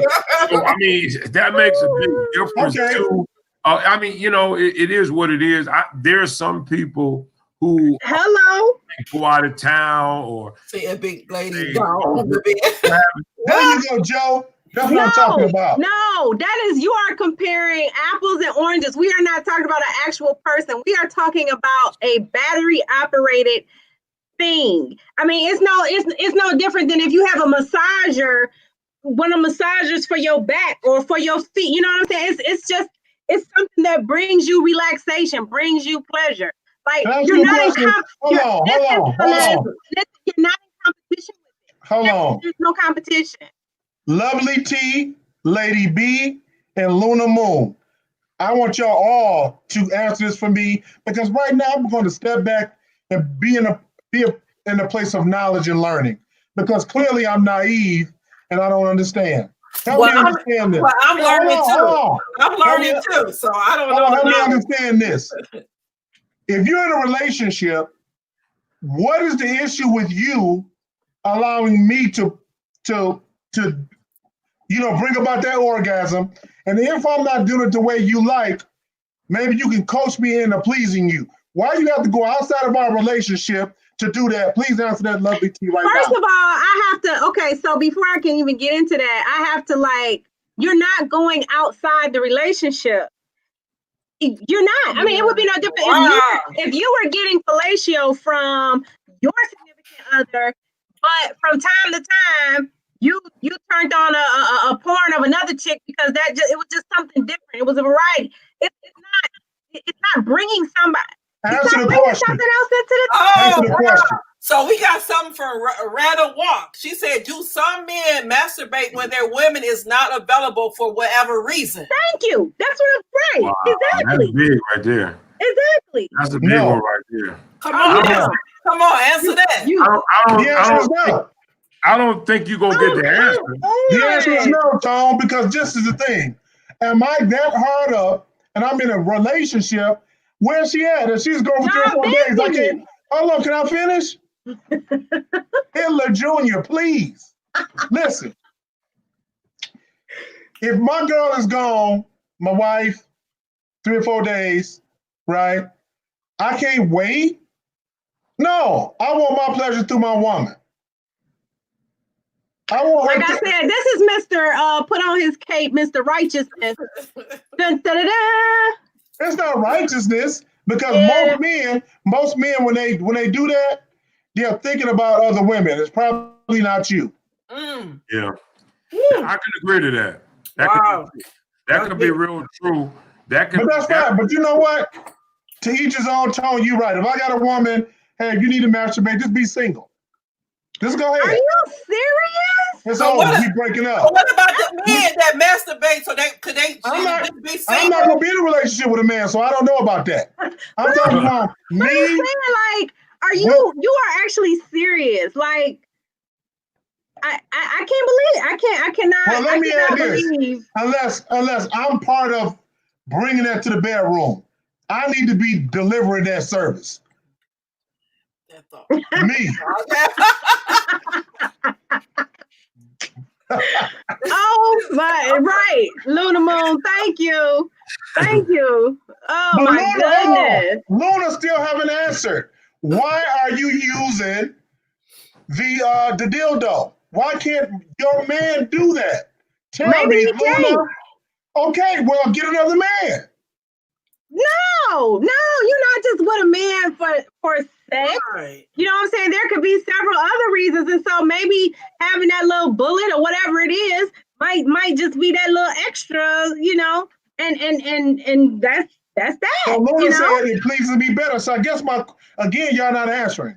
How come? Okay, babe. Okay, so how come I can't be coached into pleasing you? That's my question. So are you saying if one was to bring you into the experience, so they said, babe, you know, here's this toy I like to use. Let me show you how to use it on me. And it became a thing that y'all brought into the experience with each other. Would you be okay with it then? Okay, first answer my question. You're not answering my question. My question is this. If you're using that, I'm asking you, why can't you allow me to do what it is, whatever you get with the bullet? How come I can't? You can't coach me into satisfying you. Thank you. Good point. Luna answered the question. She did Luna answer. is not answering, and you're not answering. She said most men don't listen. They already think they got it going on in the bedroom. You're not answering. Lovely T and Luna. If you approach, are you against would you put the toy down if you were to bring him into it and say, hey, babe? Now, okay, Luna, you said most men don't listen. I'm saying, are you opposed to asking him? And if he says yes and he does it, are you willing to put the toy down? Luna and Lovely T, please. I have to say, okay, on record, I will have to say yes, because I've had personal, like I said, I've had personal experience where, you know, so I got rid of all of my things, everything, because of this person feeling some type of way. And I mean, you know. But now listen, but like Big Joe said, you know, maybe he should help her with the toy. And that was my question to RW3. If it was something where she said, hey, I have this toy, I would like to bring this into our bedroom experience. Like Luna's point, how many men are actually going to be open to that? Because they're going to, for whatever reason, y'all, like you said, y'all intimidated by this new toy. No, that's not true. Because in my past, I introduced it. I say, babe, I got something I think is going to be real good for us. And I introduced it. So I have a problem with it. I introduced it myself. See, as long as it's coming from you, it's okay. But if she bring it, it's a problem. But here's the thing, though. Oh, she said, I would have to put my toy down for my man, but he would only do what I like for a little while. Then go back to his old technique. Boring. I had to pull the toy back out. Here's the thing, though. I don't believe I honestly don't believe most men will actually care. And I'm gonna tell you why. Because of the way some men's mindset is set up anyway. They'll be like, well, long as it ain't somebody out in them streets, then whatever. I just believe most men, I don't believe that most men will actually care. Well, you two represent a percentage of men that do care. Do you care, Joe? Joe Bouchel, do you care? Nah, because Joe, you said maybe he should help her. Now, what if she don't want no help? She just wants you to go to the living room while she get it going. Joe, please tell me how you feel about that, Joe. And why he's saying that, I'll say it like this. I think it depends on what type of relationship you have. You know what I mean? I mean, maybe we just kicking it, maybe we dating, or maybe we married. You get what I mean? So I think it depends on and how much I have to play in it. You get what I mean? So if maybe I don't want to play in it all the time, you know what I mean? So yeah, then cool. You get what I mean? Maybe I don't kick it with you like that, but you think I do. Well, then, yeah, maybe you do what you got to do. I mean, I really don't care if it's something that's benefiting me in that situation, meaning I don't have to put in so much work. So yeah, okay, handle your business. Okay, so on the I said no. You know what I mean? But now if I actually care to say, hey, listen, I want to be there to help you in that situation and in that time that we got kids. You don't say we're gonna do it together. You hear that? Yeah, you're right. Right. Solo him going to the living room. He said we gotta do it together. So men do care. What did he say? He said no. He said he don't care whatever we need to do, but we do it together. That's what I'm talking about. Well, I'm with that, Joe. But I mean, and that is a point of that's somebody's perspective. So where you have a lot of other people that might say, hey, I mean, that's one of those things that it has to be communicated within the relationship. Mm-hmm. And spoken of exactly how you feel and why you feel like you need to do that. Now, if it makes sense, then it makes sense. You get what I mean? So, but my thing is, because what would happen if you was to say, I don't want you to do it? They could probably do it anyway when you ain't there. I mean, you know what I mean? What if you go out of town and you ain't back in a week? You get what I mean? So, right. Listen, Kevin on stage, I'll say his name for the first time. I thought it was funny. He come on. I guess I'll give him a shout out. Just don't do it to me. Listen, check it out. Look what he said. He said he called the wrong number. It was one of his girlfriends. Really his actually friend. Thinking he called his wife and said, hey, listen, is it a sin if I'm gonna say around masturbate? And he didn't know he was calling another woman, asking her that, because he was trying to call his wife to ask her that. You know what I mean? So he ended up calling his friend, that's the female, and she just broke out laughing like, what? What are you talking about? You know what I mean? Because she thinking he talking to his wife. So obviously he felt that he could do it, you know what I mean, if he was far away. So I don't know if it makes a difference if the woman was to do it. You know what I mean? Could you say as long as you're thinking about me? I mean, I don't know. Yeah, I mean, I just, I guess I'm, But RW, into sexual health, sexuality and sexual health, and I mean, one of the things to provide context in this particular situation we're talking about is that she said that they're both very busy people. You know what I mean? So for whatever reason, she has more time on her hands than he does. And I mean, like Tone said, maybe, that's if she feels like she need it, rather, better to get it from that than to, go out cheating. No, she one step from she on her way out to cheat. She's on her way. That does not mean She's that at on her way. all. That does not mean that at all. Oh my goodness! So what about when a guy masturbates? Does that mean he's on his way out the door? He already left. Bring it, Lady B. Oh, he what? He already left. He left. Oh, wow. He left in his mind. He already left. He just did it in his mind. I mean, you know what I mean? Just it's a bit the same thing. Lorna is something else. Lord have mercy. If the woman carry out those attributes, if she carry out those characteristics, with the toy, and it stronger and stronger. But let me say this: as she started thinking about other people, or just in their mind, and she's already left. He's already left the relationship in that sense of, you know what I mean? In that sense of way. I'm not saying all the other ones, but it's just there is something there that's, you know, that's not, or unless they both just freaks. Just a freak.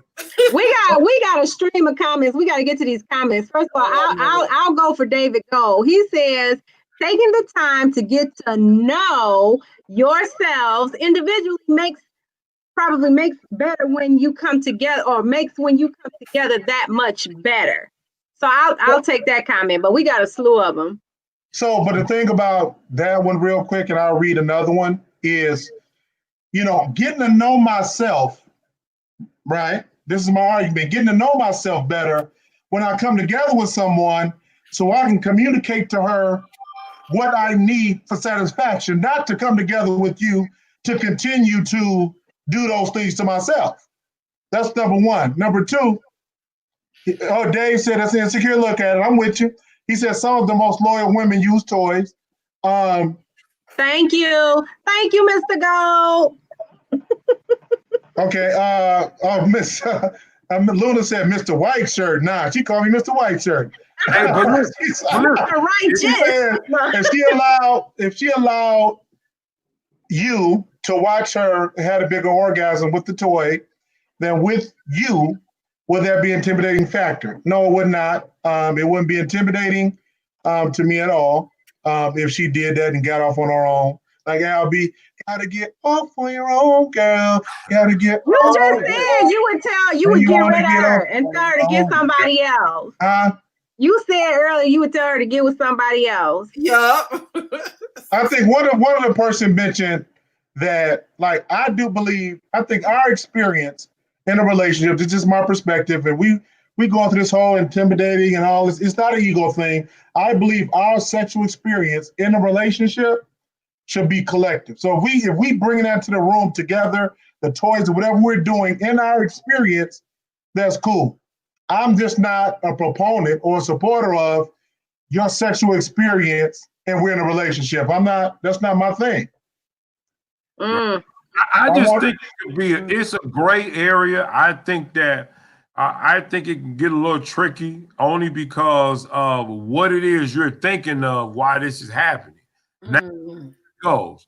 You could be thinking. But let me say this: if I'm thinking the opposite outside of this relationship, later that's not going to be enough.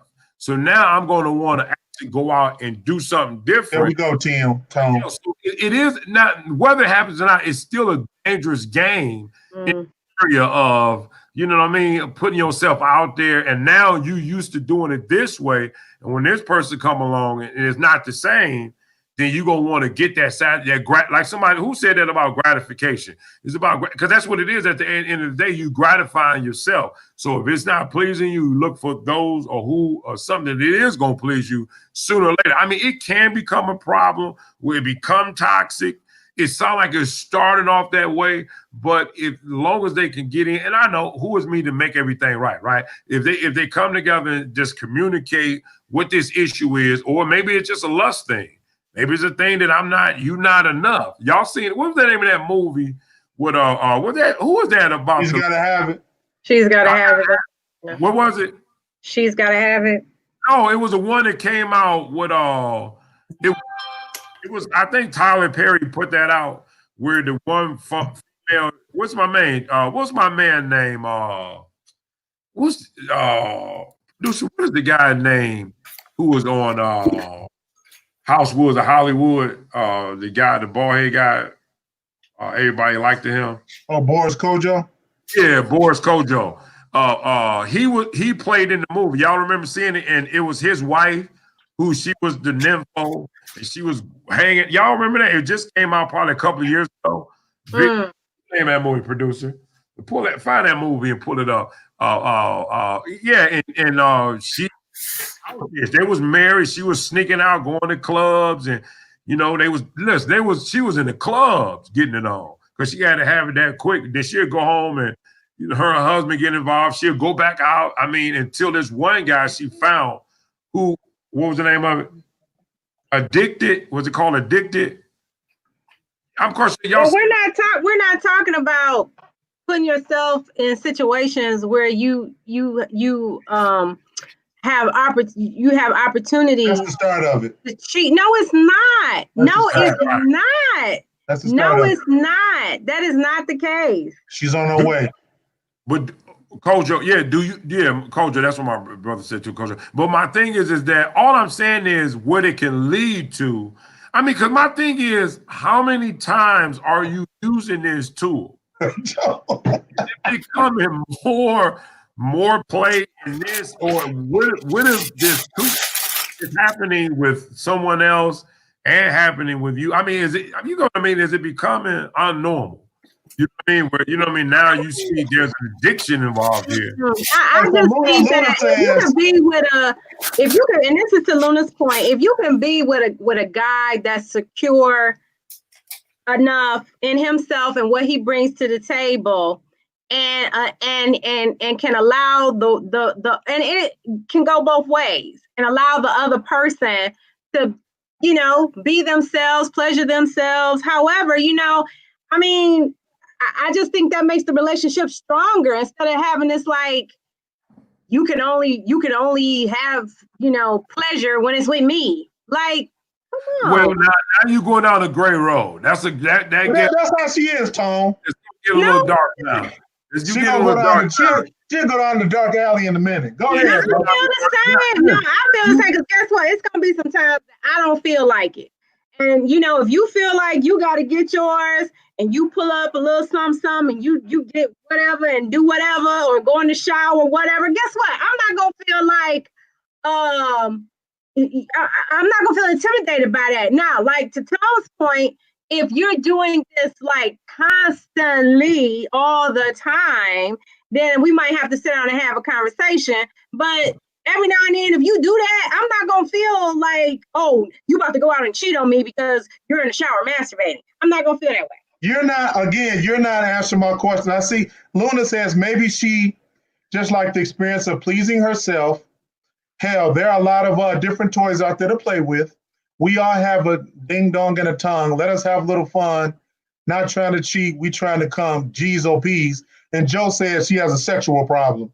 Man, boy. What I don't get is we're together. And now Luna mentioned earlier, she did mention that what if the self-pleasure is more pleasurable than the man. So setting that aside for a moment, my question to you, Lovely T, is instead of going to that, how come you can say, hey, babe, and just let him bring you that pleasure? Because she said, I'm talking to you. Quit that saying she. Right. No. I'm saying because it's already been stated why. And in most cases, not all the time, the man is not willing to listen. Hell, I'm telling you, the person Lovely T, if she's willing to listen, Lovely T. Okay. If he's willing to listen. Yes. Are you willing to go to him to bring you the pleasure and not the toy? I'm willing to go to him, but guess what? So now it becomes a sign of control. It's all about it's not about the fact that, because why would and I'm actually on. That's how it comes across to me, as control. But what I'm saying is, if RW3 saying that, what if he want to step up, whatever. He said, hey, listen, I want to make sure we deal with this. But she backs up and say, no, I kind of like this. Now it's something different now. Somebody else, you ever remember that song, Somebody Sleeping in My Bed? Mm-hmm. Yeah. Somebody's sleeping in your bed now, because it's a thing now where mentally you don't want to let go. And I'm normally supposed to be the person that's supposed to help you, even if I'm the one holding it. But why you gotta have all that control? Like, why is it so important for you to be the sole holder of that control? Like, if like Luna was saying, the woman does not have a sexual problem if she wants to touch herself. We are talking about self-touch or using something to pleasure yourself. We're not talking about going out and freaking up on men or cheating. We talk about self-contained self-pleasure. Like, but why you got to be in control of that too? But what I'm saying is more to that, because so for one thing, I'm not against if that's what that person wants to do to them. Well, I mean, it's a gray area. It's a real gray area, because what it can lead to. I guess that's what I'm saying. What it can lead to. So what do you feel it can lead? What is it that you feel it can lead to? Break it down. Please break it down to her. Well, my thing is that here's an analogy, and I'm gonna use this. It's to another level of degree, but I'm this way. Take it to another level. Some psychiatrist says that if you have committed a sexual act in your mind, the next step it is just for you to actually. This is what they say. Most people who've raped somebody have already raped them in their mind. And it's just the acting out the stage. Now you have psychiatrists who would tell you that if they made it on their mind. So I know I'm jumping out there far. So yeah, because in when a person rapes, they usually do it from a position of power and control. It's not even about fantasizing. Well, it's not about the sexual gratification. Finish now. But you do you ever heard of covetedness? You ever heard of that? But that's the same thing if you're desiring somebody else's property. So you can want somebody. So that's saying that you can not have a desire to want somebody because of that reason. You want to, and that's why you do it. So what I'm saying is this. So from my perspective, if I see you step up to say, no, don't worry about, I got this under control today. You ain't got to participate in this. It's just going to be me and whatever tool I'm using at the particular time. So my thing is that after a while, I would think that, for one, if you're using this, what's going on in your mind? How are you getting to this climax? I mean, what is it is it me? Are you thinking that much about me every time you go into this activity? Or are you thinking about somebody else? Because you got to reach the climax.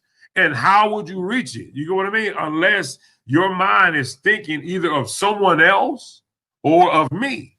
So sooner or later, I think it's going to slide off, where it's not going to be me and you no more. You're going to be starting thinking about other people. And then what I'm saying is, I'm not saying that it would happen, but sooner or later, it could possibly end up in somebody else's hands, somebody else's job to take on this battle. You know what I mean? So, well, Rada, I think it's Rada. Forgive me if I'm saying it wrong. Miss Walk, she says, why can't this be a form of communication / education for your partner? This could be her way of showing her partner what she may need for him to do. So I think, RW3, to your point, you said, if you're a man that's willing to listen, is willing to say, hey, how can I pleasure you? Show me, teach me. That's great. That's lovely. And then I just wanted to say, Tone, to your point, I think, so I want us to be careful in terms of the severity of the situation, right? Because I didn't hear in this situation that the woman was denying her man and was saying, I'd rather do this than to have sex with you, because I would agree in that situation, there is a issue or a problem that needs to be explored within that relationship. So I didn't hear her saying that she was denying him and preferred to do the toy. She was just saying, look, we're busy. We can't always get to each other. So when I feel like I want to pleasure myself, this is how I do so. And to me, and she's not denying her man. It's not a competition. Well, that's an excuse. We can get to each other. No, you're that horny. You can't wait till I get off work. Huh? Go out. Woo! And that's true. I mean, the reality is every man, when you're in a relationship for various reasons. And sometimes a man just can't, he just, you know, No, he can't bring that. He can't have her orgasm like a toy where she knows exactly where the spot is. She knows exactly what to do. You know what I'm saying? Like, and I'm just saying, like, sometimes that's just how it is. So that's okay. You know what? And what's so crazy about that, Tony, is this is on another level.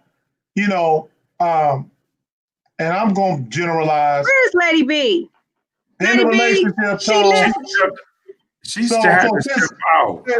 she said, listen what she said. So Lovely T said, because for whatever reason I can't do it. So I'll expand that. In a relationship, if my wife is unable to do certain things, I'm gonna do other things to get that void filled. So that's fine. So if my wife is not a good cook, you know, not saying I'm gonna deny the opportunity to cook for me, I'll just get one of my female friends to, you know, throw meals together for me or whatever, because my wife can't cook. That's a good point. So I you know, but she's bringing in a person. You're bringing in a person versus a thing. No, if your wife can't cook, it wouldn't be no different than saying, okay, well, I know you can't cook, so I'm gonna order such and such food and have it delivered Monday, Wednesday, and Friday to help you out. To me, that's like the difference. We're not saying we're bringing somebody else into pleasure. She don't have to come over. But this is the thing. You can't break it down, Tom. Break it down. But this to me is the tricky part of it. The tricky part of it is that, you know, I don't know what turns people on or whatever have them once they reach that light of climax. Don't want to say too many words, right? But you get what I'm saying. But what put you there? How did you get there? Was it because of me or thinking of that relationship, or was it because you seen Muscle Brown, Billy Bob on the internet, and you were like, and you wouldn't mind him taking the stab at it? So now, as you thinking about him, what if it's Boris Kojo? What if it's LL Cool J? What if it's, you know, all the man that she is thinking about when she used hers? She railed him off quick. But see, here it goes.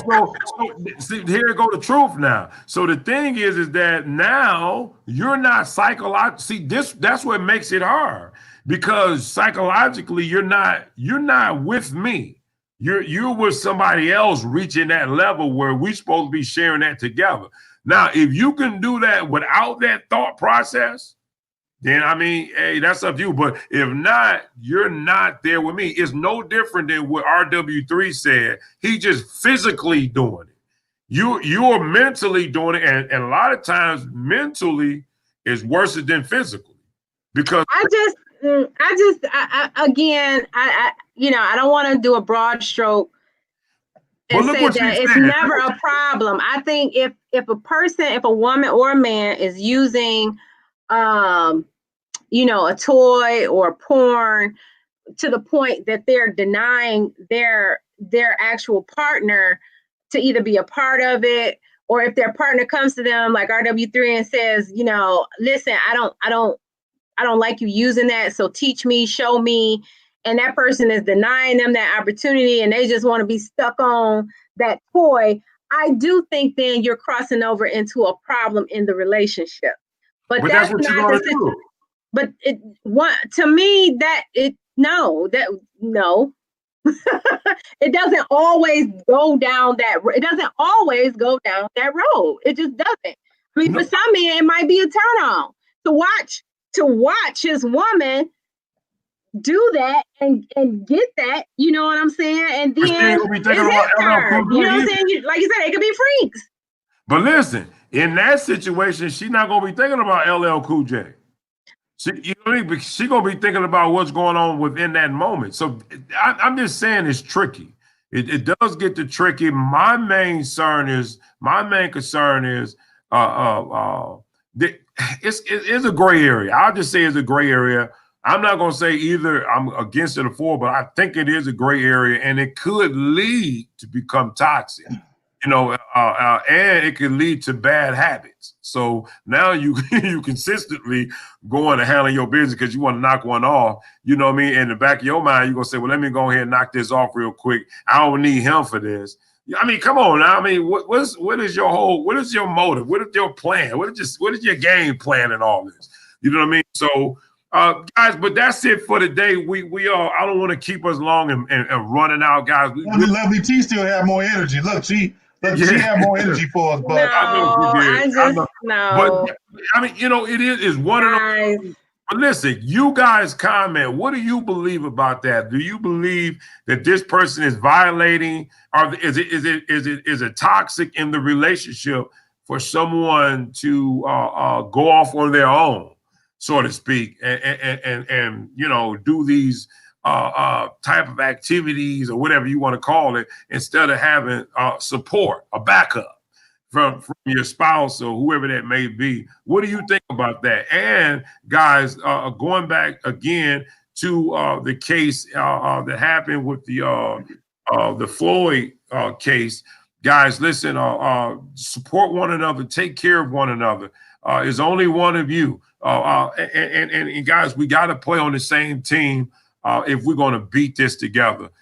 So shout out to all the people who want to change. Who want to make a change. Shout out to those people who are tired of the same thing. Shout out to the white people that's sticking by our allies. White people allies are sticking by each other's side, meaning blacks, because I'm thinking that some of you are getting it. Some of you are getting it, and you're tired of it. So shout out to you as well. But guys, listen, we all in this together. I'm specifically talking to black folks. We have to start our party. We can be friends with everybody else, but we have to have our own party so that we can stop being powerless in this society and stand up for what it is we believe in. So guys, we'll talk to you later. We come on every Sunday at 4:30 with this podcast. You can reach out to us.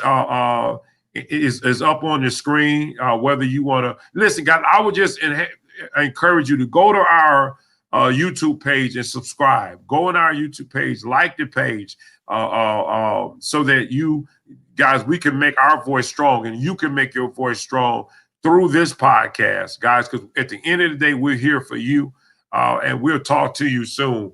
So we'll see you next time on the Roundtable Podcast at 4:30. You took her glasses off. That's right. Take your glasses off. Look, relax yourself from all this stress, right? Okay. Right. Well, real quick, thanks, Miss Walk. Thanks, Joe. Thanks, Luna. We appreciate the energy. We appreciate the feedback that you all. Right. Also, anybody else? Let me see. Dave, Mr. Gold, we appreciate you. Anybody else? Yeah, we appreciate you all's input. You gave us a lot of good energy. And as we leave and say, end of the day, we are both adults. This Lunar Moon. If using the toy works for your woman, support her. Maybe that toy can stop her from being unfaithful. If it isn't what she is thinking it is about, the communication and understanding between the two. Thanks again, Luna, for your input and your infinite wisdom. You and Lovely T. We're in it like that, guys. So check us out next Sunday at 4:30. Talk to you soon. Have a lovely day. Peace out.